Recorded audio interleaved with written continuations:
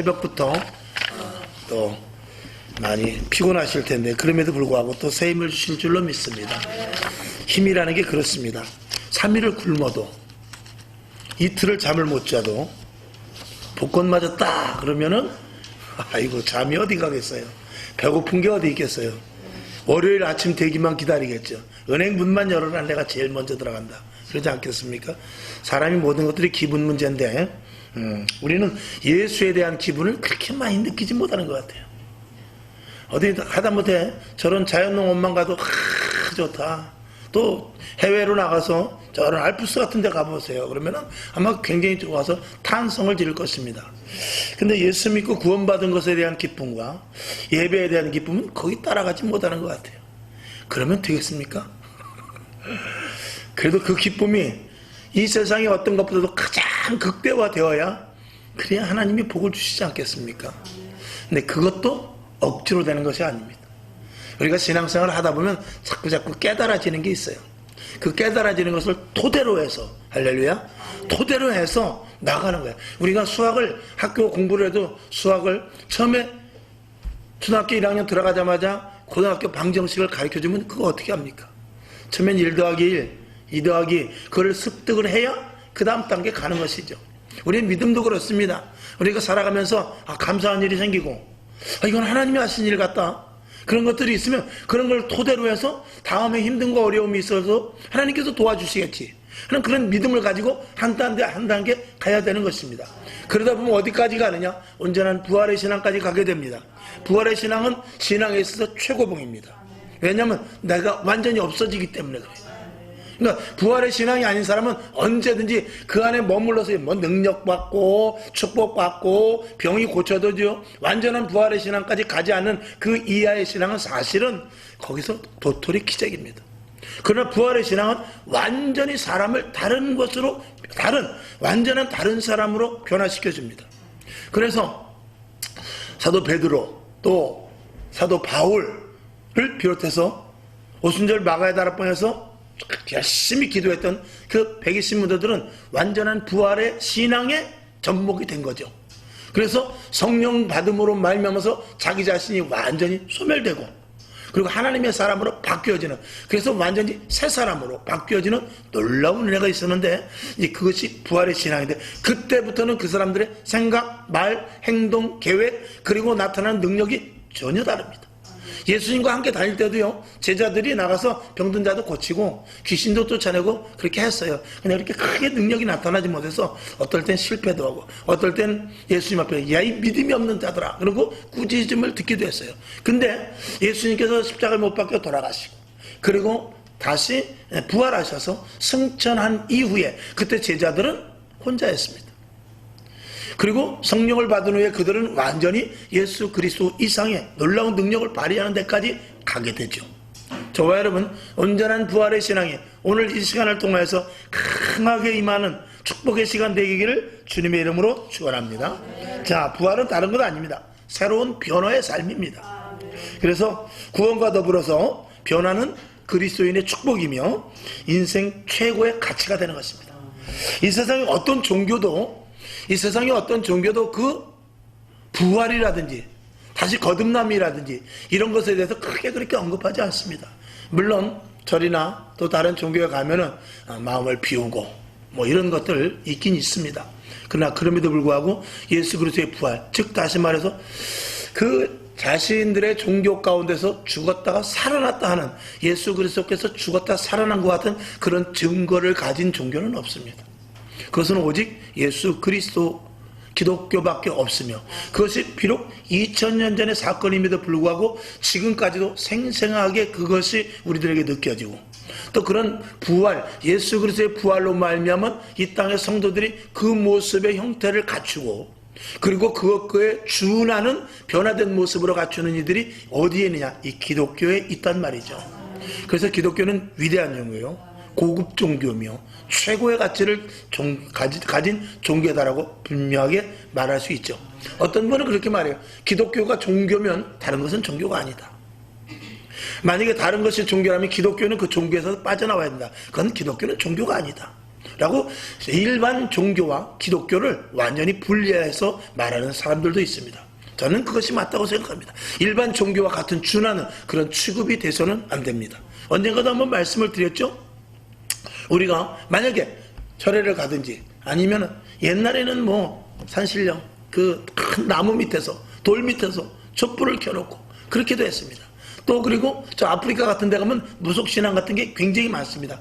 종교의 모든 가치는 어디 있냐면 선을 이루는 데 있습니다. 어느 종교든지 악해지는 종교는 없습니다. 다 선을 추구하는 것입니다. 그리고 거기에는 양심이 바탕이 되는 거예요. 양심이 바탕이 되어서 그것으로 말미암아서 종교성을 갖게 되고 종교를 만들어가는 것이거든요. 근데 기독교는 그런 것이 아닙니다. 왜 그렇지 않은가에 대해서 한번 전에 말씀드린 적이 있는데, 자, 우리가 어디로 가든지 뭐 절에 가도 극락하고 또 다른 종교에서도 천당이나 혹은 천국이 있고 이슬람도 뭐 자기네들이 천당 간다고 그러더라고요. 만약에 또 그 어떤 잡종교가 그래서 그 WCC 같은 데서 보면은 예수를 믿으나 아니면 절에를 가든지 아니면 저런 해외 저런 이방 그리고 기독교를 믿지 않은 다른 종교에서도 그 지극정성과 선을 추구하는 데 있어서 하나님께서 그 천국이라는 목표를 정해놓고 가는 길만 다를 뿐이지 다 천국 가는 거다. 그래서 서울에서 부산을 가려면 KTX 타고 갈 수도 있고 고속버스 타고 갈 수도 있고 자전거 타고 갈 수도 있고 또 천안으로 갈 수도 있고 조금 돌아도 저 강릉으로 갈 수도 있고 아니면 충청도로에서 서산 쪽으로 갈 수도 있다. 결국 집결지는 다 그것이다. 그렇기 때문에 종교는 다 그게 그거다. 천주교 성당에 가서 미사를 드리든 교회 와서 예배를 드리든 아니 절에 가서 불공을 드리든 이슬람 가서 알라를 섬기든 다 그게 그거다. 그렇게 말하는 사람이 있습니다. 자, 그렇다면 이제 어디서 문제가 어디서 생기느냐? 물론 우리가 예수 그리스도께서 십자가에 못 박혀 돌아가신 사건은 그건 비교도 할 수 없는 사건이지만 우리가 눈으로 볼 때, 자, 우리가 예수 그리스도를 믿는 것이 최고봉이라는 사실은 그 어떤 종교 우리가 흔한 일로 참 큰 신을 내려서 정말 뭐 애기동자 뭐 장군동자 그런 거를 받아가지고 정말 아주 강력하게 힘을 발휘해서 사람들의 속을 다 알아보고 그리고 그 사람의 미래까지 막 점치는 그리고 과거까지 알려주는 이런 일들을 하는 그런 나름대로 그 무당이나 아니면 무속인이나 혹은 그 점술가가 있다고 쳤을 때 만약에 예수를 믿으나 어떤 신을 믿으나 똑같이 추구하는 것과 같다면 그들과 기독교인과 거기서 상하 차이가 사실은 없어야 됩니다. 상과 하의 차이가 없어야 된단 말이죠. 똑같이 견주어야 돼요. 그런데 여러분 예수 그리스도 외에 그 어떤 신도 예수 그리스도 신 앞에 굴복이 되지 동등됨으로 가는 것은 절대로 없습니다. 이것이 벌써 우리 기독교인의 우월성입니다. 그거는 배제할 수 없는 것입니다. 기독교 예수 그리스도의 하나님의 영만이 어떤 종교를 다 포함할 수 있고 그들을 장악할 수 있으며 그들을 누를 수가 있고 그들을 제어하고 이길 수 있습니다. 물론 표면적으로는 타 종교에 의해서 만약에 우리가 이슬람권에 가면 그들에 의해서 목을 베임을 당할 수 있고 불국교에 가면 불교에 의해서 우리가 압박당할 수 있지만 그럼에도 불구하고 결국 승리는 누가 합니까? 그리스도인 예수 그리스도로 말미암아 승리하는 것은 우리가 잘 알지 않습니까? 이 땅의 모든 종교 어떤 종교가 수천 수백 수만의 종교가 있다 할지라도 종교의 최고봉은 예수 그리스도며 그 예수 그리스도가 종교의 최고봉이라고 말할 수 있는 것은 예수 그리스도는 이 땅의 모든 것의 조물주가 되시며 다른 것들은 피조물이라는 그런 격차가 있기 때문에 그렇습니다. 그것이 다르죠. 그러니까 우리가 예수 믿는 것에 대해서 굉장한 가치를 가져야 돼요. 우리가 하나님을 알고 예수 그리스도를 내가 주님으로 모신다는 것은 이건 신앙에 있어서 내가 웬 복이 있어서 내가 그렇게 바란 것도 아닌데 물론 내 발로 교회에 오기도 했지만 저 같은 경우는 저희 어머니 뱃속에서부터 모태신앙이기 때문에 예수를 믿는 것 참 감사하고도 또 여러분들도 저도 여러분도 성향 가운데 절이 좋아하는 사람들이 절 같은 데가 좋아하는 사람들도 있어요. 그러나 우리가 하나님께서 기기묘묘한 방법을 사람을 통해서든지 환경을 통해서든지 이 주 안에 와서 하나님을 알게 한 것은 이건 복 중에 복인 것입니다.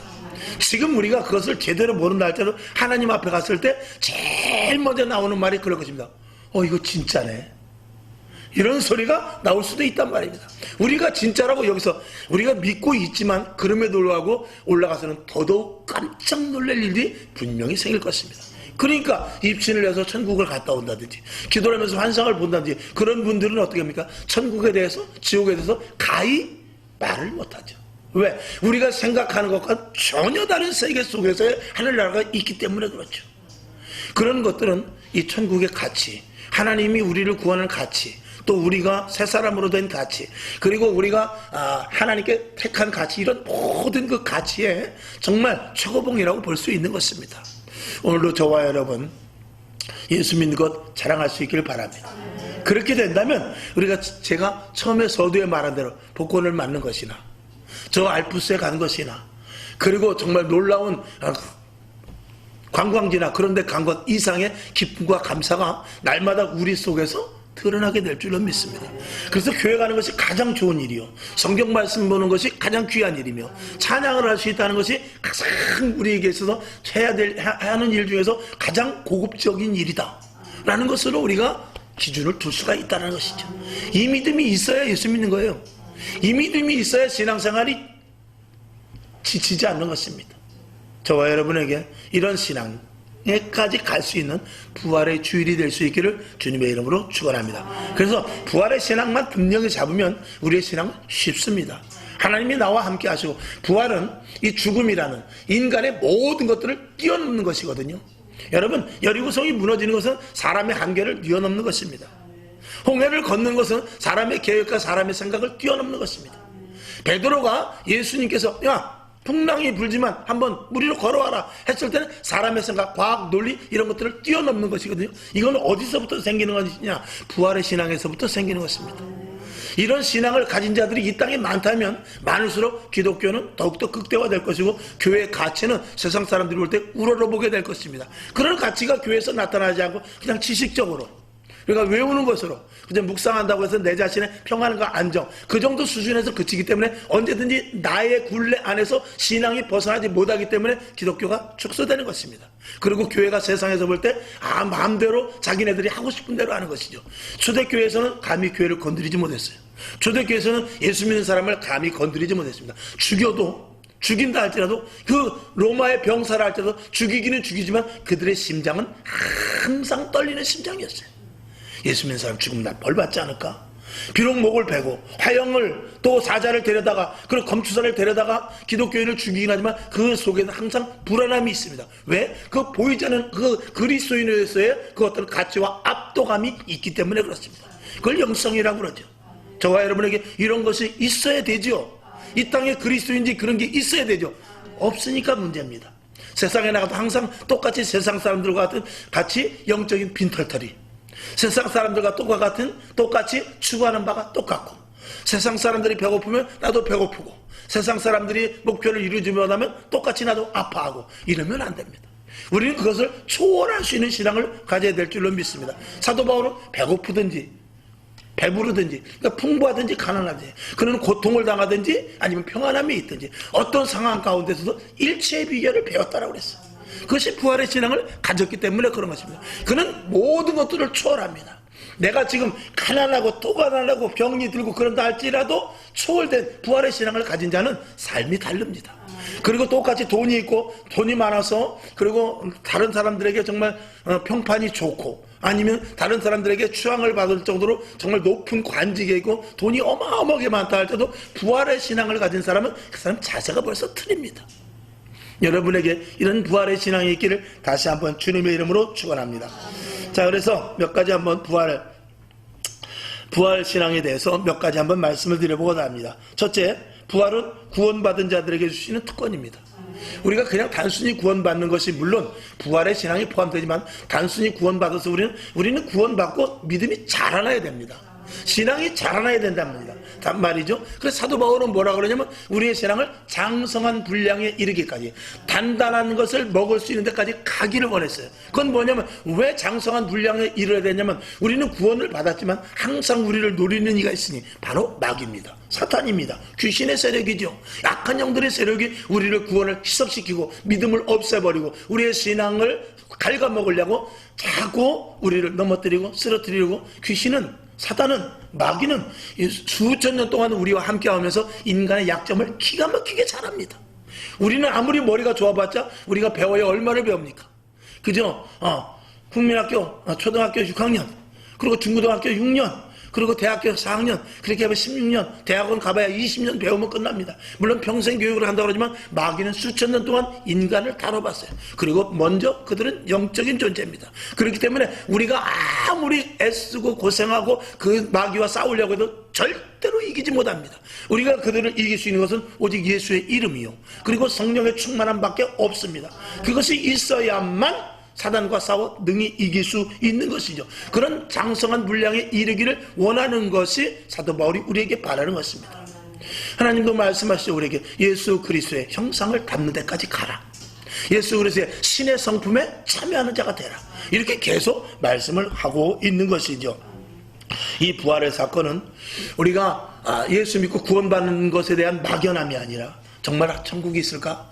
내가 말씀을 믿고 구원을 받은 것 같은데 정말 천국이 있을까? 라고 말했을 때 예수 그리스도의 부활 사건으로 말미암아서, 그리고 많은 사람들이 부활의 그 신앙을 통해서 변화된 것으로 말미암아서 우리가 그것을 부모로 말해서 진짜 천국이 있구나, 야 진짜 하늘나라 있구나, 그렇지 않으면 저 사람이 저럴 수가 있을까 하는 것들을 보게 되고, 그리고 우리에게 계속해서 성령으로 말미암아서 우리를 체근시켜 주시죠. 이렇게 하면 안 돼, 왼쪽으로 가야 돼, 오른쪽으로 가면 안 돼, 아니면 직진해야 돼, 뒤로 가면 안 돼, 이런 것들을 계속해서 성령님이 가르쳐 주심으로 말미암아서 살아계신 하나님을 맛보게 되는 부활의 신앙을 갖게 되는 것이죠.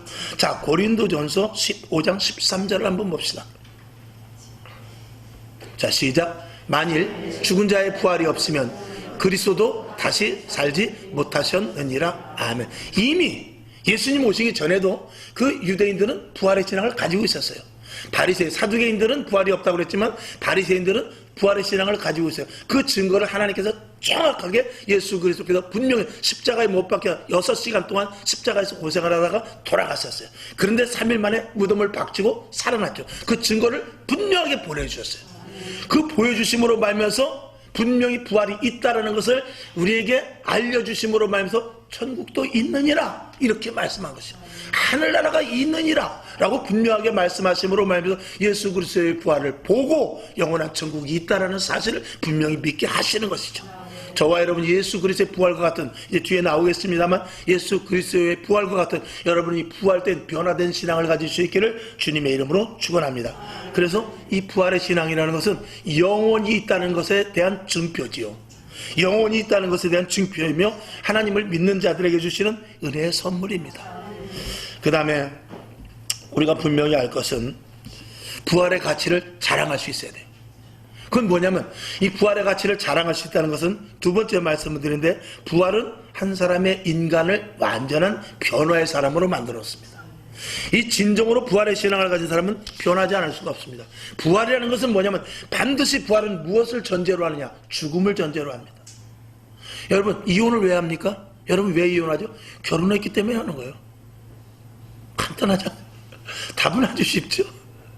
자, 제가 이제 우스갯소리를 했습니다만 이 부활이라는 것은 반드시 죽음 이후의 사건입니다. 죽기 전까지는 부활은 없습니다. 그러면 우리의 변화는 무엇입니까? 죽음으로 말미암은 새 생명을 갖는 것으로부터 변화가 시작되는 것입니다. 그때부터는 누가 주인이 되느냐? 내가 죽음으로 말미암아서 주인은 누가 되느냐? 바로 주님이 주인이 되는 것이죠. 자, 그래서 로마서 1장 4절 한번 참고로 봅시다. 시작. 성결의 영으로는 죽은 자 가운데서 부활하여 능력으로 하나님의 아들로 인정되셨으니 곧 우리 주 예수 그리스도시니라. 아멘. 예수님이 이 땅에 오신 것은 죄를 멸하러 왔다고 그랬어요. 분명하게 말씀하셨어요. 예수님이 이 땅에 오신 것은 모든 죄를 멸하러 왔다고 그랬어요. 그래서 사단의 목을 밟아, 사단의 머리를 밟아가지고 십자가로 승리하셨다고 그랬어요. 그 죄를 완전히 정복하신 분이 예수님이십니다. 그 죄를 정복함으로 말하면서 그 십자가에 우리가 거기에 죽음에 포함이 될 때 우리는 모든 죄가 정복됨으로 말하면서 우리는 성결하고 정결한 신부와 같은 자가 되는 것입니다. 그래서 로마서 1장 4절에 보면 성결의 영으로는 죽은 자 가운데서 부활하여 이렇게 말씀해놓고 뭐라 하면 능력이 우리들에게 주어진다는 것입니다. 능력이, 사실 저와 여러분에게 능력을 주고 싶어도 왜 못 주냐? 속이 더럽기 때문에 그렇습니다. 자, 먹을 것이 아무리 있어도요, 그릇이 아무리 많아도요, 내가 본 차이나보다도 더 좋은 그릇이 있고 100년 된 자기가 있다 할지라도요, 찬장에서 더러우면 밥 못 먹습니다. 깨끗이 닦아야 돼요. 만약에 손님이 급한 손님이 왔는데 좋은 그릇이 있어, 이건 정말 자랑하고 싶었는데 미처 닦아놓질 못했어. 그러면은 그거는 꺼내놓을 수가 없어요. 그때는 천상 일회용 그릇밖에 쓰지 못해요. 쉽게 쓸 수 있는 플라스틱밖에 못 쓴단 말입니다. 그거 참 안타까운 일이죠. 여러분, 우리가, 저와 여러분이 하나님께서 구원받은 자로서 성결의 영을 가지고 깨끗한 그릇이 되어 주님이 주신 놀라운 축복의 보화를 받아야 됨에도 불구하고 일회용 그릇만큼도 쓰임받지 못한다면 얼마나 억울합니까? 그건 안 될 일 아니겠습니까? 저와 여러분은 보배로운 존재라요. 저와 여러분은 귀한 존재입니다. 예수 그리스도의 피의 값어치에 준하는 존재입니다. 그런데 사용받지 못하여서 악한 영들과 싸워서 맨날 치고, 축복을, 지나가는 축복을 잡지 못하고 놓치고, 하나님의 권세와 능력이 주어지는데 더러워서 받지 못한다면 얼마나 억울하겠습니까? 우리가 죄를 해결해서 깨끗한 그릇이 되는 것 중에 중요한 것은 다른 것 없습니다. 내가 죽는 것입니다. 죽으면 깨끗해집니다. 아무리 교도소에서 100년 동안, 외국에는 뭐 형이 800년 형도 있더라고요. 700년 형도 있고, 그래도 그 옥에서 바로 나오는 방법은 죽으면 됩니다. 죽으면 그냥 나오는 것입니다. 저와 여러분, 우리가 죽는다는 것은 정말 쉬운 일이 아닙니다. 그러나 나를 죽이면 그로부터 인한 유익은, 영적인 유익은 내가 죽는 고통에 비교할 바가 없습니다. 그걸 우리가 알아야 돼요. 할렐루야. 지루하시죠? 그래서 우리는 이 성결의 영으로 변화된 모습으로, 즉 부활에 참여되는 자가 되는 것이 매우 중요하다는 것을 말이죠. 만약에 변화가 없다면 기독교는 아무런 의미가 없습니다. 그리고 변화는 우리가 분명히 다 여러분들이 공감하는 거지만, 변화보다 우리의 인생의 최고의 가치는 없습니다. 변화만 된다면 이 세상은 달라지지 않지만 내가 세상을 보는 눈이 달라집니다. 그래서 첫 번째로 우리가 변화되면은 나를 다른 사람으로 만들어 주십니다. 그래서 고린도후서 5장 17절을 한번 볼게요. 시작. 그런즉 누구든지 그리스도 안에 있으면 새로운 피조물이라, 이전 것은 지나갔으니 보라 새 것이 되었다. 완전히 다른 새로운 모습으로 변화된다는 것이죠. 그래서 내가 다른 사람으로 변화되는 데 있어서 가장 중요한 것은 죽는 것입니다. 부활의 신앙을 참여하는 것이다, 그 말이죠. 그 다음에 두 번째는 변화가 되면 가정이 달라집니다. 사회가 달라집니다. 이것은 부인할 수 없는 사건인 것입니다. 참 저희도 목회자 가정이지만 우리도 많이 싸웠습니다. 그리고 결혼을 하면 누구든지 처음에는 싸우지 않을 수가 없습니다. 왜? 자라난 환경이 20년 30년 틀린데 어떻게 맞출 수가 있습니까? 아니, 형제간에도 싸우는데, 그렇지 않아요? 형제간에 그렇게 싸우면서 싸우는데 생소하게 처음 만나가지고 안 싸울 수 있습니까? 충돌이 생길 수밖에 없습니다. 그러나 그런 충돌이 생기는 것에 있어서 가장 중요한 것은 내가 죽는 것입니다. 박수는 마주치면 소리가 납니다. 죽으면 절대로 소리가 납니다. 그러면 가정이 되고, 사회에서도 마찬가지입니다. 직장, 사업장에서 서로 자기가 높은 자리에 올라가려고, 자기가 더 많이 능률을 올리려고 그러고, 자기가 더 주인에게 잘 보이려고 하기 때문에 그렇지, 내가 조금만 양보하면 돼요. 아이, 바보같이, 저 바보같이 조금만 저 양보 안 하고 지가 차지했으면 이번에 저거 차장 되는 건데, 과장 되는 건데, 그런다 할지라도 당신이 과장 되시오, 나는 다음에 하겠습니다 라고 묵묵히 일하면 하나님께서 사랑하셔서 그 사장의 마음을 녹이셔서 한 단계 더 높이, 그 다음에는 먼저 차장된 사람 위로 올려줄 수도 있는 것입니다. 이런 것들이 부활의 능력으로 말면 인간사 속에서 부활의 능력으로 사는 사람들의 모습인 것입니다. 그래서 나중된 자가 먼저 될 수도 있고요, 먼저 된 자가 나중 될 수도 있는 것입니다. 디모데후서 2장 21절을 봅시다. 시작. 그러므로 누구든지 이런 것에서 자기를 깨끗하게 하면 귀 쓰는 그릇이 되어 거룩하고 주인의 쓰심에 합당하며 모든 선한 일에 예비함이 되리라. 조금 전에 말씀을 드린 대로입니다. 개인도 그렇고 가정도 그렇고 직장에서도 그렇고 사회생활 모든 전반에 이르러서 예수 그리스도의 부활로 말미암아 내가 죽는다면 우리는 자동으로 깨끗한 그릇이 되어 할렐루야. 깨끗한 그릇이 되어 많은 하나님께서 주신 놀라운 은총과 은혜를 감당하는 자가 된다는 것입니다.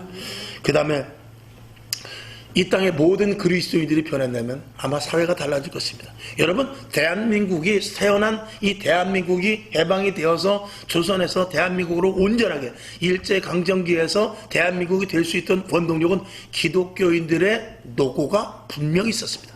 그건 부인할 수 없는 역사 속이다. 아무리 그것을 이 역사 속에서 지우려 할지라도 그 역사는 지워지지 않습니다. 누가 변화를 시킵니까? 대한민국이 변화된 게 무엇 때문입니까? 기독교인 것입니다. 이 땅에 어느 나라든지 마찬가지입니다. 저 미국 같은데 정말 인디안들이 살아서 척박한 그 땅에 누가 개척을 합니까? 기독교인들이 개척을 하는 것입니다. 오늘도 예수 그리스도로 말미암아 하나님의 자녀들이 가는 곳이 변화되는 것입니다. 온전한 그리스도인, 부활의 신앙을 가진 자들이 있는 곳에는 변화가 반드시 있다는 것을 말씀을 드린 것입니다. 저와 여러분이 완전한 부활의 신앙을 가질 수 있기를 주님의 이름으로 축원하며, 그것은 죽음에서부터 시작된다. 오늘 나는 죽었다라고 복창하는 여러분 될 수 있기를 다시 한번 축원합니다. 그래서 아까 말씀드린 것의 반복이지만 세 번째로 보면 부활은 죄를 이기는 능력이 됩니다.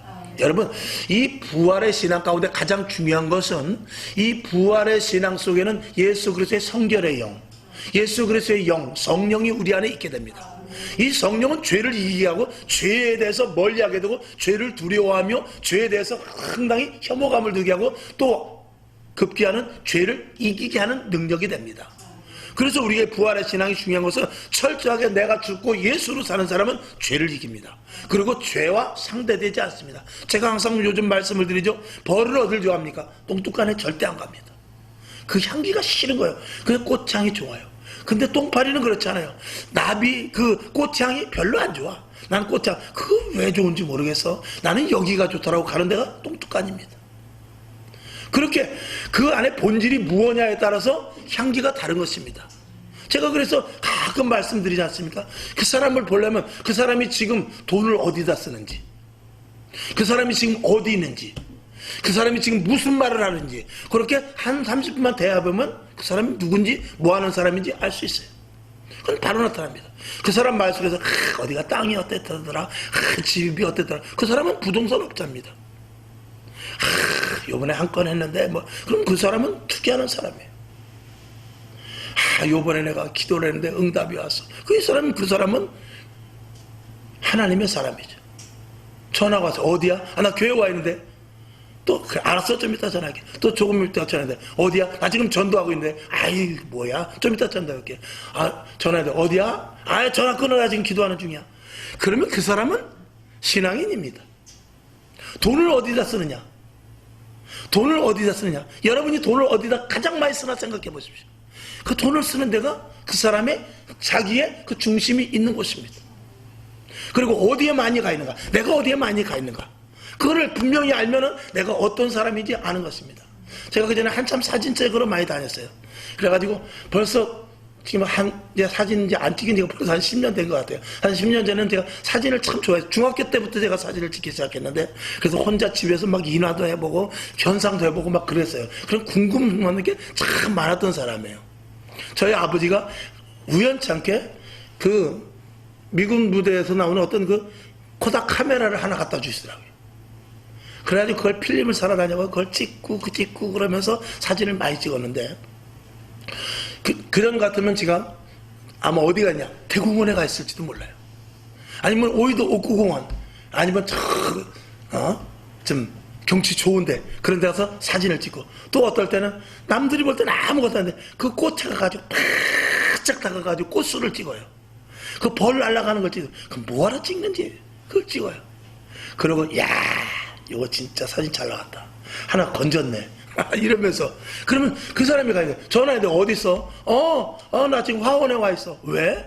사진 하나 찍으러 왔어. 어디 있어? 나 벚꽃 때문에 왔는데. 그러면 그 사람은 사진 찍으러 다니는 사람입니다. 그 돈을 어디다 쓰냐? 카메라 사는 데 쓰죠. 렌즈 사는 데 쓰죠. 현상하는 데 쓰죠. 만나면 누굴 만나냐? 사진 동호회 사람들만 만나는 것입니다. 여러분, 우리는 예수를 믿어 부활의 사람이 되면은요, 어디에 있게 되느냐? 죄와 싸우는 자리에 있게 됩니다. 그리고 죄를 멀리하는 자리에 있게 됩니다. 그 자리가 어디입니까? 바로 교회죠. 오늘도 이 자리에 나와서 예배드린 여러분은 누가 본다 할지라도 그리스도인입니다. 여러분 속에 무엇이 있든지 그것을 이제는 하나하나 정리하고 다 어디로 와야 되느냐? 교회로 집중해야 돼요. 부활의 신앙으로 집중해야 된다 그 말입니다. 여러분에게 부활의 신앙자가 다 될 수 있기를 주님의 이름으로 축원합니다. 그래서 시간을 어디다 쓰냐? 예수에 써야 돼요. 돈을 어디에 써야 되냐? 예수에 써야 돼요. 마음을 어디에 둬야 되냐? 예수에 써야 되고, 말을 무슨 말을 해야 되냐? 예수의 말만 해야 됩니다. 아멘. 그러면 하나님께서 무엇을 주냐? 신령한 것을 주십니다. 신령한 은혜를 주십니다. 나는 천국 한번 갔다 왔으면 좋겠는데, 나 은사 받았으면 좋겠는데, 내가 지금 돈을 어디다 쓰느냐? 내가 무엇을 하느냐? 내가 무슨 말을 하느냐? 거기에 대해서 한번 체크를 한번 해보시기 바랍니다. 자, 결론으로 말씀을 드리죠. 여러분, 우리는 부활의 능력으로 말미암아서 많은 사도들, 제자들이 변화된 모습을 봅니다. 그들은 부활의 신앙이 딱 들어가니까 어디에 미쳐버리냐? 예수에 미쳐버리죠. 왜 예수에 미쳐버립니까? 예수님이 부활했기 때문에. 예수님이 부활했기 때문에 예수에 미치는 거죠. 어떤 사람이 감나무 밑에서 감이 한번 떨어져서 그 사람은 일어나기만 하면 감나무 밑으로 가는 거죠. 같은 원리입니다. 복권도요, 한번 한 3등쯤 받아보십시오. 계속 삽니다. 안 맞은 사람은 안 살 수도 있지만 한 번 맞은 사람은 사는 거예요. 이것도 한번 땡겨본 사람이 계속 가는 거예요. 그러니까 어디 한번 걸리면 거기 계속 가는 거죠.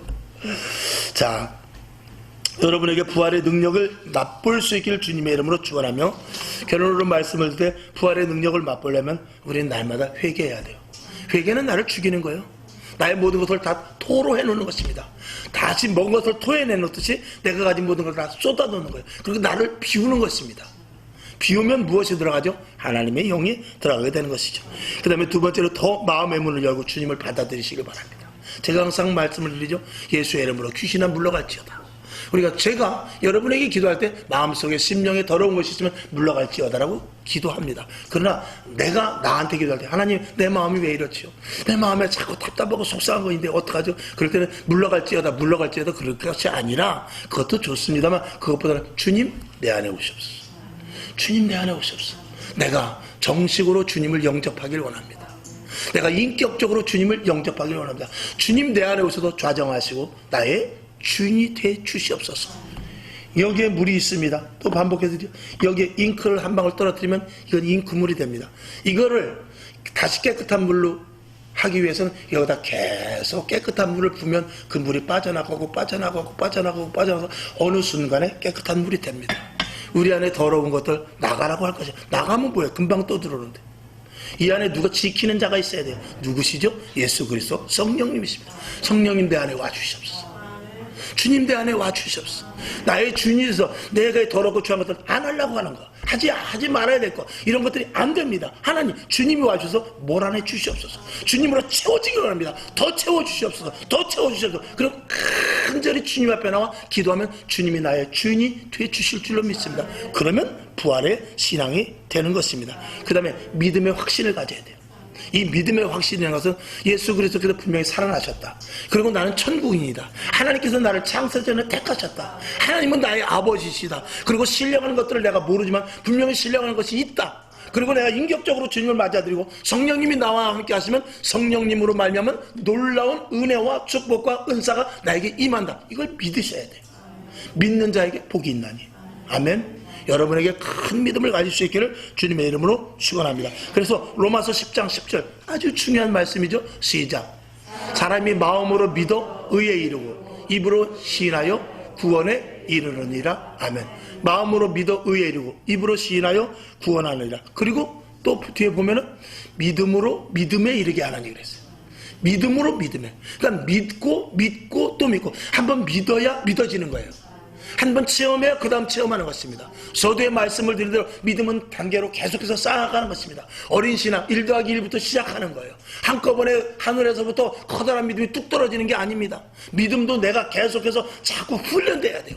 자꾸 신앙이 체험될 수 있도록 내가 그 자리에 믿음의 자리에 자꾸 가야 되고 믿음의 길을 계속해서 내가 닦아 나가야 돼요.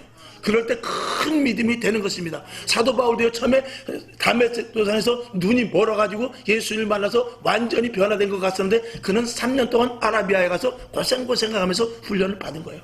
하루아침에 되는 것이 아닙니다. 그 사람이 처음에 예수 믿고 예수를 만나니까 막 그냥 사람들 너 예수 믿어 그리고 막 사람들에게 협박을 하고 공갈하는 식으로 나가니까 사람들이 다 도망가 버렸어요. 아니 왜 예수를 믿으려 도망갔지? 아직도 이 안에 그 믿음의 체계가 갖춰지질 않았기 때문에. 그러니까 3년 동안 아라비아 광야에 가서 하나님께 기도하고 하나님의 계시를 들으고 하나님 말씀을 내가 남에게 들은 것도 아니요 배운 것도 아니고 주의 계시로 말미암은 것을 내가 너희에게 전한다. 그러면서 이 3년 반 동안 제자들이 다녔던 것과 똑같은 훈련을 받고 나면서 그로부터 그는 유순한 그리고 능력 있는 그런 사도 바울이 되는 것입니다. 신앙은 단계가 있어요. 하루아침에 오늘 여러분에게 벼락이 떨어져서 하나님이 얼굴이 보여져도요 여러분 변화되지 않습니다. 그러면 병든 자들 다 변화돼야죠. 그러면 사업 번창들 다 변화돼야죠. 그렇지 않습니다. 모든 것들은 단계가 있습니다. 지금 내가 풀이 죽어있는데 하루아침에 큰 믿음자가 된다고요? 천만의 말씀입니다. 그런 것은 거의 드뭅니다. 모세도요 처음에 하나님께서 부르실 때 하루아침에 되지 않았어요. 40년이라는 기간이 걸렸습니다. 자, 그 다음에 마귀의 노림을 알아야 돼요. 항상 마귀는 나를 바보로 생각한다. 이걸 알아야 돼요. 이걸 모르면은, 즉 다시 말해서 영적인 감각이 예민해지란 말입니다. 이게 마귀의 음성인지 하나님의 음성인지, 이 환경이 마귀가 준 것인지 하나님이 준 것인지, 이 말이 주님의 음성인지 아니면 마귀의 음성인지, 저 친구가 나에게 다가와서 나에게 대시하는 것이 이게 마귀의 게임으로 오는 건지 하나님의 천사로 온 건지 이걸 알 수 있어야 돼요. 이건 모르면 안 됩니다. 그래서 마귀의 노림은 언제도 있어요. 마귀는 광명한 천사로 가정해서 와요. 때로는 응답같이 와요. 아, 응답이구나. 천만의 말씀 아닐 수도 있어요.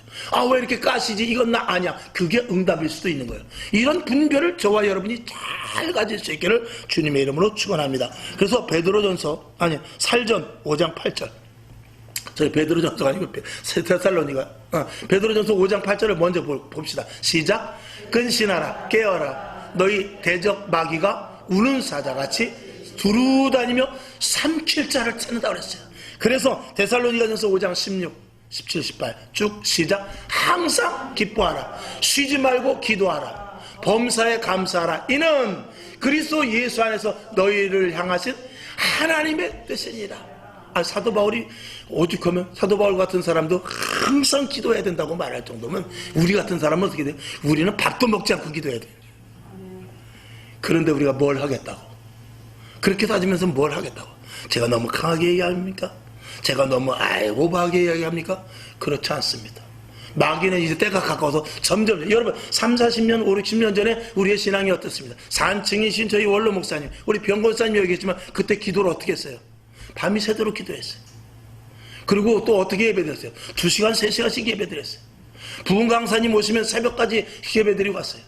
기도원에 가면 저희 어머니는 쌀과 밥솥을 직접 가지고 가서 그렇게 가면서 성령 충만했어요.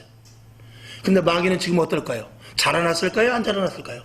50년이 지난 마귀는 더 큰 세력으로 확장되고 있는데 기독교인은 완전하게 축소되어 있어요. 어떻게 할 거예요? 보통 일이 아니지 않습니까? 마귀는 계속해서 자기 성을 쌓고 있는데 우리는 보통을 다 허물어뜨리고 있네. 그런데도 쉬지 말고 기도하는 것이 무리한 요구인가요? 그렇지 않습니다. 항상 깨어서 기도하고 주님 앞에 나와 간구하고 그리고 날마다 신령한 것을 받아 영적인 감각이 예민해지고 악한 영도가 싸워 이기고 주님이 공급하여 주시는 세상에서 느끼지 못하고 세상에서 알지 못하고 세상에서 감히 접근조차 하지 못하는 하나님이 주신 놀라운 은혜와 참 기쁨과 그리고 권수와 능력을 가져야 돼요. 그래야 이기는 것입니다. 그러면 세상이요 손톱만하게 보여요. 문제가 코딱지만하게 보이는 거예요. 왜? 내가 그 위에 있기 때문에. 내가 그것을 다 제어하고 있기 때문에. 창세기에서 하나님께서 사람을 만드시고 정복하고 다스리라고 그랬어요. 그 영이 임하게 되면요 문제가 문제로 보이지 않아요. 슬픔과 걱정과 고통과 모든 것들이 다 나에게 무엇으로 보이냐? 그저 하나의 이 휴지 조각으로 이거 찢어버리면 그만이에요. 문제 찢어버리지. 어려움 그까짓 건 뭐 없애버리지. 태워버리지. 이렇게 된단 말입니다. 그러면 예수 믿는 사람이 그래서 겁이 없는 거예요. 예수 믿는 사람이 담대한 거예요. 똑같은 문제가 생겼는데 아니 우리 친구 이상하다. 나는 그 문제가 생겼을 때 아주 팔을 동동 굴리거든. 야 지금 이렇게 하면 안 돼. 빨리 변호사 찾아가야 돼. 빨리 은행 대출 좀 알아봐. 그리고 아는 사람 있으면 저기 해보고 친구들한테 전화 좀 해봐. 그런데 우리는 그렇지 않습니다. 아니야. 오히려 너 밥 먹을래? 배고프냐? 난 걱정 없어. 하나님이 다 해주실 거야. 그리고 주님 앞에 매달릴 수 있는. 그리고 그 친구가 뭐 야 도대체 그 비결이 뭐냐? 근데 도저히 해결되지 않았던 문제가 해결되었을 때 그들이 우리를 보고 팍 고꾸라져서 예수 믿을 마음이 생기게 되는 것이죠. 돈으로 안 됩니다. 돈으로 견줄 수 없어요. 세상 사람들과 지식으로 견줄 수 없습니다. 세상 사람들 다 나보다 똑똑합니다. 세상 사람들 다 나보다 돈 많아요. 세상 사람들 다 나보다요 체력적으로 좋아요. 저도 이제 나이가 60이 넘으니까 세상 사람들 상대 다 나보다 다 힘 좋더라고요. 당해낼 재간이 없습니다. 무엇으로 당해냅니까? 오직 영적인 것으로 승리해야 됩니다. 그것은 나를 죽이고 부활의 신앙을 가져야 되는 것입니다. 여러분 오늘 본문에 보면 빈 무덤이 나와요. 여인들과 이제 뒤에 보면 제자들도 요한복음에 보면 빈 무덤을 찾아갑니다. 빈 무덤을 찾는 것은 무엇이냐면 늘 종교적인 행세를 하는 거예요. 오늘도 교회 왔으니까 됐고 오늘도 아마 그런 분이 있으니까 빨리 예배 끝나자마자 우리 교회 말고 저쪽 옆에 교회 한 시간 예배 드리고 그러면 한 주일 동안 나는 도장 찍었다. 그리고 한 주일 동안 하나님 앞에 보증 받았다. 이렇게 생각하는데 과연 그럴까요? 과연 그럴까요? 마귀가 오히려 허락한 시간에 교회 나오는 사람도 있지 않을까 하는 그런 퀘스천 마크가 붙을 정도의 시대입니다. 마귀가 교회에 보내주는 사람도 있다라고 극단적으로 말하는 어떤 목사님도 제가 봤어요. 마귀가 보내서 교회 오는 사람도 있다라는 거 저는 그 말에 어느 정도 공감을 합니다. 한번 갔다 와. 너는 한 번만 갔다 오면 되잖아. 그 다음부터 너는 내 소유야. 이 무서운 말이가 아닙니까?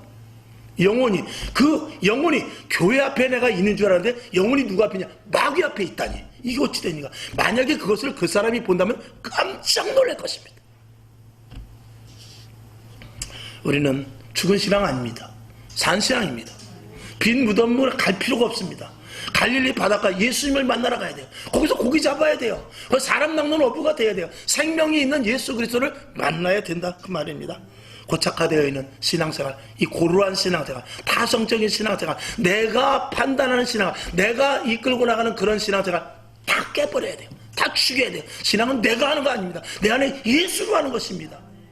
이런 믿음이 오늘 부활의 신앙을 통해서 생성되어 위로부터 주시는 놀라운 신령한 은혜를 체험하는 저와 여러분 될 수 있기를 주님의 이름으로 축원하며 우리 한번 따라합시다. 부활은 새 생명의 삶이다.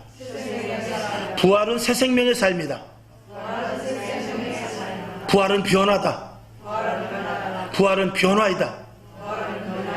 부활은 축복의 그릇이다.